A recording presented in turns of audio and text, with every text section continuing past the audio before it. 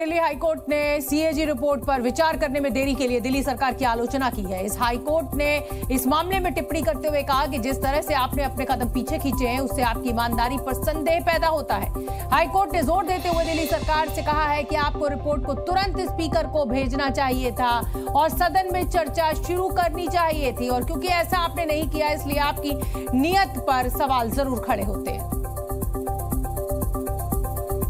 हम उनसे साफ साफ पूछना चाहते हैं कि आम आदमी पार्टी जवाब दे कि उसने अनेकानेक सीएजी की रिपोर्ट्स क्यों नहीं सदन के पटल पर रखी हैं, और यदि उनके सेक्रेटेरिएट ने लिख के दिया है कि it is of no use, तो कृपया वह आके साफ स्पष्ट करें कि संवैधानिक अपरिहार्यता को पूरा करने न के पीछे नो यूज कहना, उसकी उपयोगिता न कहना कि आपने को संविधान से ऊपर समझना है या नहीं। आप सीएम से ऊपर तो अपने को समझ रहे हैं, ये समझ सकते हैं, पर अब लग रहा है आप अपने को संविधान से भी ऊपर समझ रहे हैं।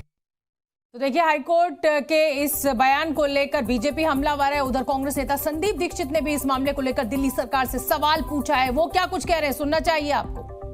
केजरीवाल साहब इतना क्यों गुमराह करते हैं, इतना क्यों झूठ बोलते हैं, मुझे समझ में नहीं आता है।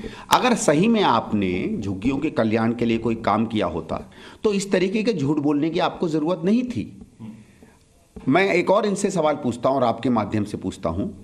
आज से 10 साल 12 साल पहले जब शीला जी नई दिल्ली से चुनाव लड़ती थी, उस समय और उसके कुछ समय पहले से वहाँ करीबन 40 से 50 हज़ार या 35 से 45 हज़ार, मुझे ठीक से नंबर नहीं याद है, हमारे यहाँ झुग्गी क्लस्टर का वोटर था नई दिल्ली कॉन्स्टिट्यूंसी में।